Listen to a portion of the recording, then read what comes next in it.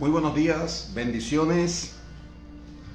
Le doy la bienvenida a nuestro tiempo devocional. Que Dios bendiga grandemente su vida a través de este tiempo y que este devocional sea un tiempo que le ayude a usted en su crecimiento, en su propósito de ser más como Jesús. Ser más como Jesús.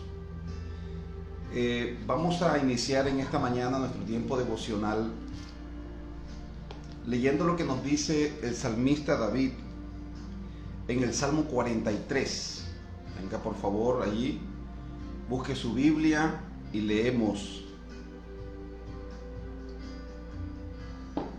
lo que nos dice el salmista David en el Salmo 43.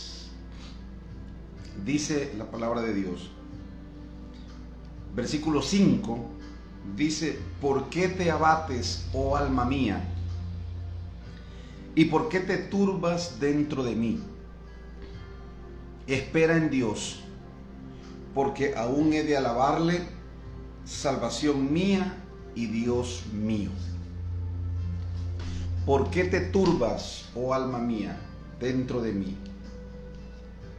¿Por qué te abates? Cuando yo leo este texto, yo puedo ver o puedo imaginar que el salmista David tiene una conversación consigo mismo, una conversación con su alma, tal vez en la cual el alma le ha estado sugiriendo que busque otros caminos, le ha estado sugiriendo tal vez que busque otras opciones, porque a lo mejor el camino de Dios o esperar a Dios, esperar una respuesta divina, a veces no es fácil, porque la respuesta divina a veces es espera, la respuesta divina a veces es no, la respuesta divina a veces es eso no te conviene, la respuesta divina a veces es lucha, persevera. Nosotros a veces pensamos que la respuesta divina es un sí siempre. Es decir, pido algo, solicito algo y Dios dice sí y ya de una vez. No, recuerde que Dios es un padre. Dios es padre. Usted tal vez que me está escuchando allí es padre, o por lo menos a los padres que me están escuchando deben saber que esa también es la respuesta nuestra para muchos de nuestros hijos o para nuestros hijos. A veces nuestros hijos nos solicitan cosas y nosotros le decimos: hijo, esto no te conviene. A veces le decimos: esto no es el tiempo todavía. A veces les decimos: debes esforzarte un poco más. Y así sucesivamente. La respuesta para los deseos, para las peticiones de nuestros hijos es así. Y el salmista David lo que está diciendo es, o tal vez en vista de la respuesta divina, en alguno de sus momentos de lucha, su alma estaba tal vez como diciéndole que buscar otras opciones. Y él tiene una conversación con su alma, y eso es lo que a mí me llama la atención. Tiene una conversación con su alma en la cual le está diciendo al alma: ¿por qué estás abatida? ¿Por qué estás turbada? Espera en Dios, porque aún he de alabarle, salvación mía. Yo he encontrado que muchas veces necesitamos hablarle a nuestra alma cuando está abatida, cuando está en desasosiego, cuando está desesperada, cuando está ansiosa, cuando está afligida. Recuerde el poder de las palabras. En algunas ocasiones usted ha escuchado a alguien decirle a usted ha experimentado el poder de las palabras, porque de pronto en un momento dado usted estuvo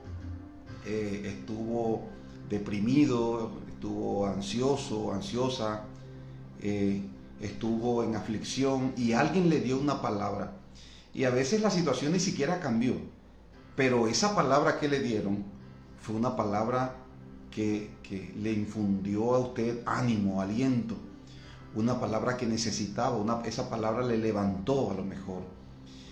Y nosotros hemos experimentado el poder de la palabra, pero muchas veces no aplicamos ese poder para nosotros mismos.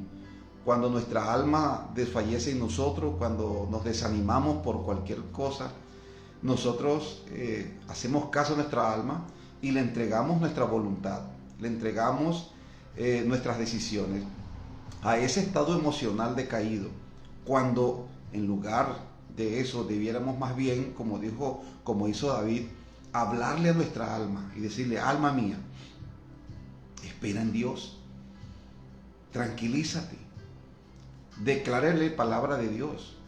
Los pensamientos de Dios son de bien y no de mal.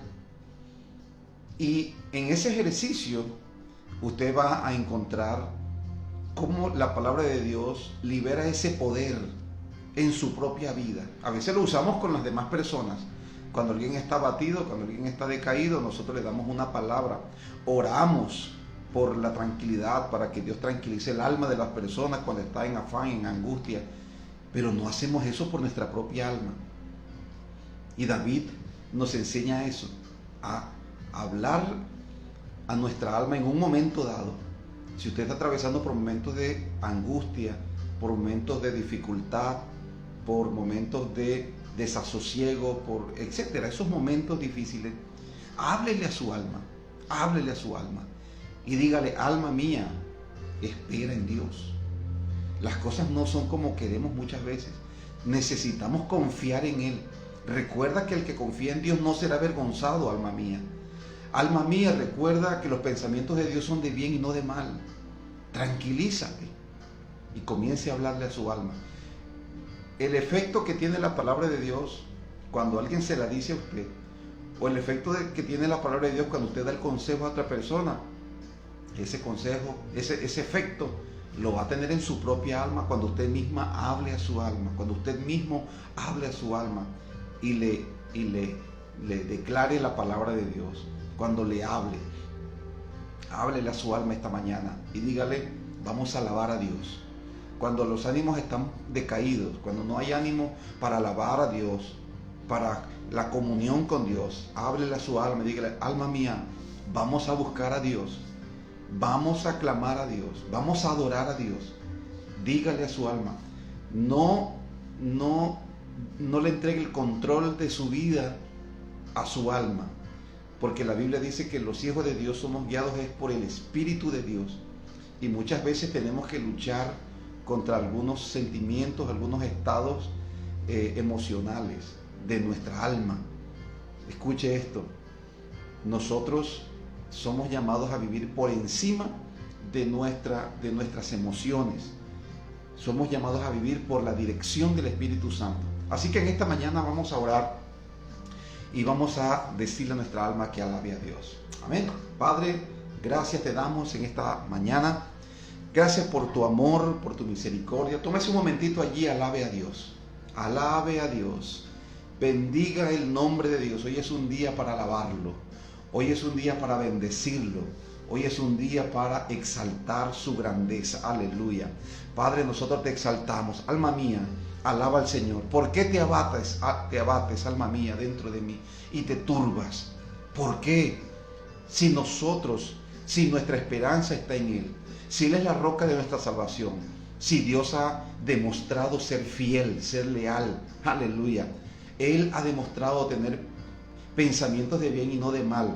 Así que, alma mía, en esta mañana, bendice a Dios. Bendice a Dios, alma mía. Exáltalo, adórale, aleluya. Oh Padre bueno, te adoramos esta mañana, te bendecimos. Recibe, Señor, toda gloria, toda honra, toda alabanza, toda la adoración, Padre, es para ti. Bendito y alabado sea tu nombre, Padre. Bendito y alabado sea tu nombre. Nosotros nos acercamos a este tiempo, Padre, de búsqueda, a este tiempo devocional, Señor, con corazones, Dios mío, contritos y humillados, reconociendo que tú eres Dios, que tú estás en el trono, Señor, reconociendo, Padre Celestial, aleluya, que para ti no hay nada imposible, que tú tienes todo cubierto, Señor, que nuestras almas están seguras en ti, porque tú no vas, Señor, a perder ninguno de los que están en tu mano, Padre, tú no los vas a perder. Hoy nos refugiamos en ti, nos refugiamos en tu presencia, en tu poder. Hoy venimos, Señor, a buscarte a ti, como cada mañana, Padre, como cada mañana. Venimos a buscarte a ti, a buscar tu presencia, a buscar, Señor, tus recursos, a adorarte a ti, a estar contigo, Señor. Padre Celestial, cuando elegiste, Señor, a los discípulos, tu palabra dice que los elegiste a 12 para que estuviesen contigo y para enviarlos a predicar. Pero lo primero, Señor, a lo cual tú llamaste a los discípulos fue para que estuvieran contigo, para tener comunión contigo. Aquí estamos esta mañana. Queremos tener comunión contigo. Espíritu Santo, toma este tiempo. Espíritu de Dios, toma nuestras vidas. Espíritu Santo, en esta mañana, ministranos. Llévate todo afán, toda ansiedad. Llévate, Padre, toda preocupación. Señor, aún el afán y la frustración que tenemos, Señor, por tu obra, por querer hacer grandes cosas. Padre Celestial, llévatelo, porque sabemos que en tu momento tú vas a obrar. Nuestro papel, nuestra tarea es crecer cada día. Nuestro papel, Señor, es estar sometidos y dispuestos a hacer, Padre, lo que tú quieres que hagamos. Rendidos, sometidos, Padre, a tu voluntad cada día. Señor, nos presentamos hoy. Ministranos, quebrántanos. Queremos hoy crecer, Padre. Queremos dar un paso más hacia el crecimiento. Porque nuestra meta, Señor, es ser más como Jesús. Y hoy, dígale al Padre en esta mañana, hoy me dispongo a ser más como Jesús. Me dispongo a ser más como Él. Me dispongo a acatar su palabra. Me dispongo a vivir su palabra. En el nombre de Jesús. Oh Padre, muchas gracias te damos, Dios. Aleluya. Aleluya. Muchas gracias. Amén. Y amén. Aleluya. Bendito el nombre de Dios. Muy bien, todos, bienvenidos a este nuestro tiempo devocional.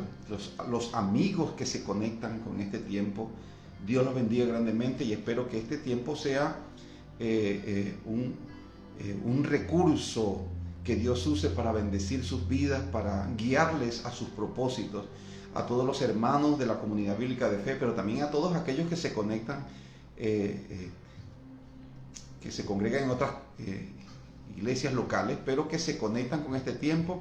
Bienvenidos, bienvenidos. Es un gusto poder compartir con ustedes la palabra y establecer estos retos, identificarlos y desafiarlos con estos retos que tienen el propósito de guiarle a usted a ser más como Jesús, más como nuestro Maestro. Gloria al Señor. Gloria a Dios. Hemos estado hablando de un tema en estos días. Hemos estado enfatizando mucho lo que es la sexualidad, ¿no? En la carta del apóstol Pablo a los Corintios, en la primera carta, se habla mucho de este tema. Se habla mucho de la sexualidad. Y en el capítulo 7 específicamente, el apóstol Pablo aborda de estos temas. Tal vez algunas personas puedan decir, bueno, ya eso no es una lucha para mí, la sexualidad no es una lucha para mí. De pronto ya usted tiene control sobre su sexualidad. Usted es una persona que a lo mejor ya ha perdido el interés o tal vez usted ya tiene esa área en su vida controlada. Bueno, gloria a Dios. Y agradecemos al Señor porque hay creyentes o los creyentes, en la medida en que van creciendo, van teniendo control, ¿no?, sobre su vida. Y agradecemos a Dios por eso. Pero también tenemos que reconocer que tal vez cuando para algunos la sexualidad no sea un problema en sus vidas, tenemos que reconocer que hay muchas personas a nuestro alrededor que sí tienen problemas con la sexualidad. tenemos que reconocer que estamos viviendo en medio de una sociedad sexualizada, una sociedad que está presentando o que quiere guiar que todos los impulsos o todo lo que hace, todas sus acciones, es para estimular la sexualidad, a fin de que las personas vivan de una manera libertina, sin ningún tipo de restricciones en su sexualidad. Y eso lo estamos viendo. Entonces esto tiene que ser un motivo número uno de oración para nosotros, porque muchas de las personas que han sido víctimas, o tal vez muchos de nosotros, o muchas personas que se conectan con este tiempo y que tienen de pronto descontrol o tienen problemas con su sexualidad, necesitan la palabra de Dios. Tal vez alguno de los que nos está observando, los que se conectan con este tiempo, ya para ellos no es un problema la sexualidad, pero tienes familias, tienes amigos, tienes vecinos que necesitan ayuda. No podemos nosotros dejar a la gente tirada en el camino. No podemos desinteresarnos por un tema porque ese tema no nos toque a nosotros, porque ya de pronto es un área en mi vida que ya yo he superado, y entonces eso me hace sentir como superior y mirar a las demás personas de una manera despectiva. No, nunca haga eso, porque la Biblia dice, antes del quebrantamiento se eleva el corazón del hombre. Y escúchame bien, antes del enaltecimiento es la humillación. Entonces, por mucho control que usted pueda tener, por mucha disciplina que usted pueda tener en algún área de su vida, que tal vez no es una debilidad para usted, cualquier tema que se trate, usted tiene que mirarlo con humildad y entender que Dios nos permite conocer la instrucción de Él, primero que todo para tenerla presente en nuestra vida, porque el hecho de que a veces uno supere algo no quiere decir que ya lo superó para siempre, porque recuerda lo que el Señor le dijo a Caín: el pecado está a la puerta y está acechando como una fiera salvaje, esperando el momento para atacarte. Así que por eso es que la Biblia dice que el que esté firme, tenga cuidado, porque puede ser el primero. El que se considera estar firme debe pensar con mesura, debe pensar con humildad, porque puede ser el primero en caer. Oye, eso nosotros lo hemos visto muchas veces. Entonces, el apóstol Pablo está hablando de la sexualidad, y hemos hablado mucho acerca de la sexualidad, el caso de inmoralidad de la ciudad, ¿no? La corrupción sexual en la cual vivía la ciudad de Corinto. Hemos hablado de eso. Hemos hablado en el capítulo 5 de la primera carta a los Corintios, el apóstol aborda el tema de la sexualidad, porque había en la iglesia un creyente o unos creyentes, un hombre y una mujer, que estaban en una relación incestuosa. Un creyente de la iglesia le había quitado su esposa a su papá, es decir, la madrastra de él. Entonces él estaba conviviendo con la madrastra en el contexto de la iglesia. Estaban allí congregándose. Y Pablo dice, deben haberse escandalizado por eso. Ustedes están envanecidos. Debieran escandalizarse. Entonces Pablo emite un juicio sobre eso. Y eso nos ayuda a nosotros a hablar un poquito acerca también de algunos temas que están relacionados, por supuesto, con la sexualidad. ¿Por qué cae un creyente? ¿Cuál es la actitud que debe tener la iglesia ante el pecado sexual? ¿Cuál es la actitud de Pablo? ¿Qué nos enseña la actitud de Pablo? Esa reacción enérgica de Pablo ante este pecado nos permite conocer un mensaje, porque, es decir, nosotros podemos interpretar un mensaje, porque la reacción violenta de Pablo, o la reacción enérgica de Pablo ante ese pecado, al punto de que no lo vemos en otra carta, no lo vemos en otro caso de otra iglesia, lo vemos ahí, donde Pablo, escúchame bien, Pablo le dice, deben apartar a esa persona, apartarla y entregarla a Satanás.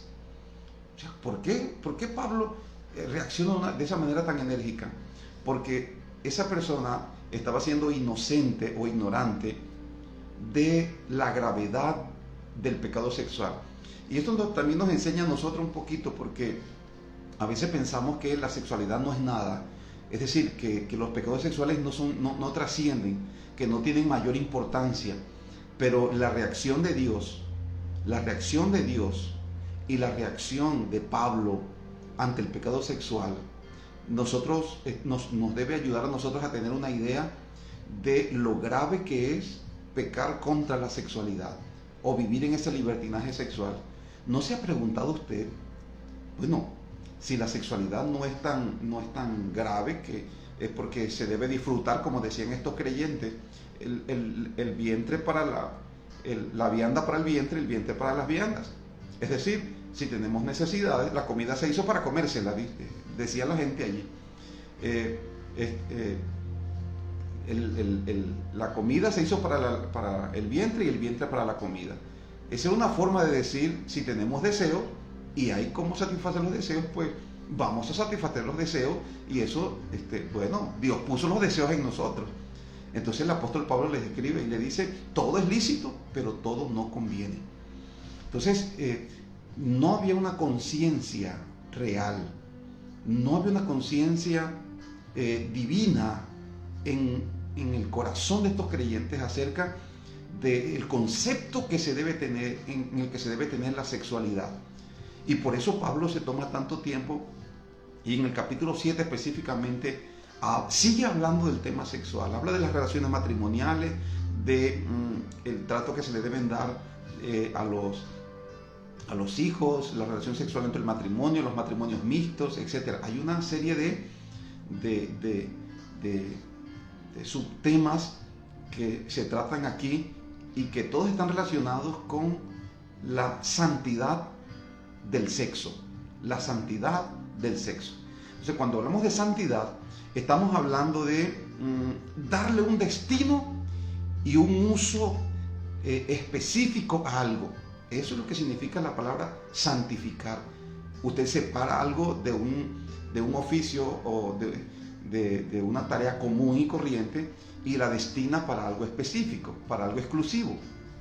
Eso fue lo que Dios hizo con usted y conmigo. Nos separó del pecado y de la maldad y nos destinó a servirle y adorarle a Él. Eso es la palabra santificar. Ahora, hay una santificación práctica que la hacemos usted y yo diariamente cuando nosotros nos apartamos del pecado y de la maldad. Nos apartamos del mal.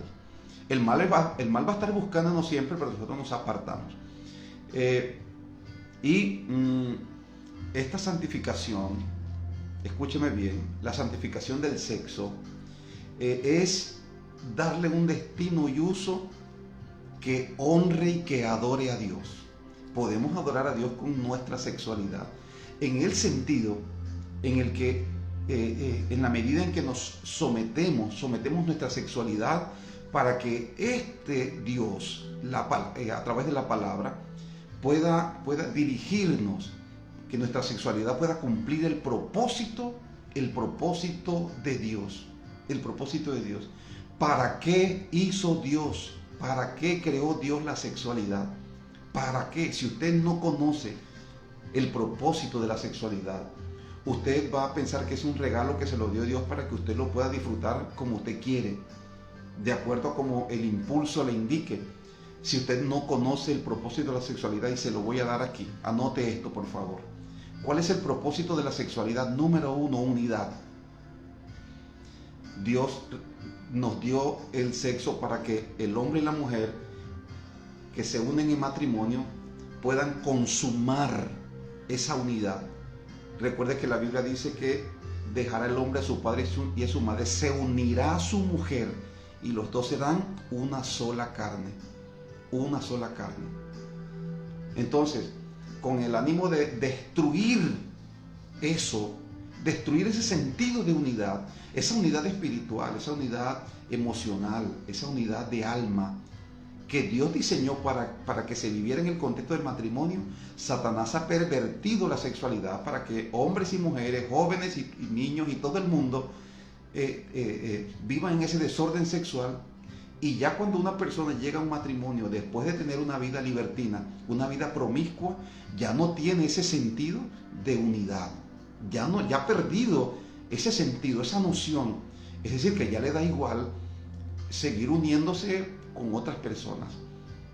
Entonces, número uno, el propósito de la sexualidad es la unidad. Que cuando un hombre y una mujer se casan, consuman esa unidad, sellan esa unidad en la relación sexual. Y esa relación sexual los va a convertir en uno, dice la Escritura. Número dos, el propósito de la sexualidad es el deleite. Recuerda lo que dice Proverbio: deleítate, dice, sus caricias te satisfagan en todo tiempo, deleítate con la mujer de tu juventud como preciosa gacela, dice la Biblia. Sus caricias te satisfagan en todo tiempo. Entonces, el segundo propósito de la sexualidad es el deleite mutuo. El hombre debe buscar el deleite de la mujer y la mujer buscar el deleite del hombre. Hoy en día ese principio se ha tergiversado, se ha perdido, porque aún en muchos corazones, hombres y mujeres cristianos, lo que están buscando es su propio deleite. Ya no buscan el deleite de la pareja, y por eso hay tantos problemas en la sexualidad. Por eso hay tantos traumas en la sexualidad. Por eso hay tantos matrimonios que se están destruyendo, comenzando con la sexualidad, porque hay egoísmo allí, porque están buscando cada uno su propio beneficio y no busca el deleite de la otra persona. Entonces, cuando yo le exijo a mi pareja que busque, que me dé deleite, pero yo no me preocupo porque ella tenga deleite en la intimidad sexual, entonces lo que yo estoy haciendo es pervirtiendo el propósito para el cual Dios puso o nos entregó el regalo de la sexualidad. Y en tercer lugar, el propósito de la sexualidad es la procreación. Recuerda que el Señor le dijo: fructificad y multiplicaos y llenen la tierra. Entonces el propósito de la sexualidad es la multiplicación, la unidad, el deleite y la procreación. Ahora, esto no se tiene en cuenta. Lo único que se tiene en cuenta y por lo cual esta sociedad vive es porque o el concepto que tiene la sociedad es el deseo, nada más, ¿verdad? Cuando habla de la sexualidad, se está hablando solamente del deseo, pero no se está hablando de la unidad, no se está hablando de la procreación. Entonces hay muchas personas que buscando el deleite, muchas personas sin el conocimiento de Dios, y hay muchos inclusive también con el conocimiento de Dios, que buscando el placer, viviendo por los principios y por las motivaciones de esta sociedad hedonista, lo que están haciendo es, entran en una relación sexual y muchas veces, además de pecar contra Dios, pecar contra su cuerpo, terminan concebiendo hijos que ellos no habían planificado, y eso sigue agravando el problema en la sociedad. Eso sigue agravando el problema en la sociedad. Creo que la solución es arrepentirse, buscar a Dios y santificar su sexualidad. Es decir, comenzar a vivir una sexualidad que honre a Dios, una sexualidad que bendiga el nombre de Dios. Déjeme leerle, porque ya se nos terminó el tiempo, pero déjeme leerle los versículos que voy a leer, que nos corresponden al día de hoy y que establecen nuestro reto. El reto del día de hoy es santificar nuestra sexualidad. Santifíquela. ¿Qué significa eso, pastor? Significa que vas a consagrar tu sexualidad para que tu sexualidad cumpla el propósito con el cual Dios te la dio. La sexualidad no es pecado.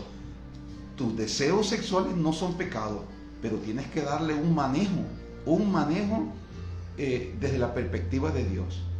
Dice la primera carta del apóstol Pablo a los Corintios, capítulo 7, versículo 3 al 6. Y esto es la primera parte. Mañana seguimos hablando de este tema. Dice, en el versículo 3, dice: el marido cumpla con la mujer el deber conyugal. El deber conyugal es darle el deleite a su esposa, el deleite sexual a su esposa. Dice, asimismo la mujer con el marido. Es decir, es un deber del marido buscar el deleite de su esposa en la relación sexual. Y es una responsabilidad de la mujer buscar el deleite del marido. Qué lindo, ¿verdad? O sea, que ya no vivan cada uno por su propio, para su propio interés, para su propio provecho, sino que vivamos para satisfacer a nuestra pareja, los que están unidos en matrimonio, por supuesto. No está de más decirlo, ¿verdad? Versículo 4 dice, la mujer no tiene potestad sobre su propio cuerpo, sino el marido. Parece como machista eso, ¿verdad? Quien tiene potestad, mujer, sobre tu cuerpo es tu marido. Ah, pero escucha la otra parte, dice, ni tampoco el marido tiene potestad sobre su propio cuerpo, sino la mujer. Es decir, nadie se pertenece a sí mismo, sino que el uno le pertenece al otro. Versículo 5 dice, no os neguéis el uno al otro, a no ser por algún tiempo de mutuo consentimiento para ocuparos sosegadamente en la oración. Es decir, la única razón por la cual un matrimonio cristiano dejan de pronto su actividad sexual es porque se dedican a la oración, al ayuno, etc. Pero no por tiempos extendidos, o por lo menos el hombre y la mujer deben ponerse de acuerdo. Escúcheme, hay hermanas, hay hermanos que de pronto no se ponen de acuerdo con su cónyuge. Si usted tiene un cónyuge, dile, mira, voy a ayunar un día, 2 días, 3 días, y quisiera pues ponernos de acuerdo en esto. Entonces hay un lapso de abstinencia mientras, dice Pablo, mientras está buscando a Dios, mientras está orando. Pero dice Pablo, dice en la segunda parte del versículo 5, dice, y volved a juntaros en uno para que no os tiente Satanás a causa de vuestra incontinencia.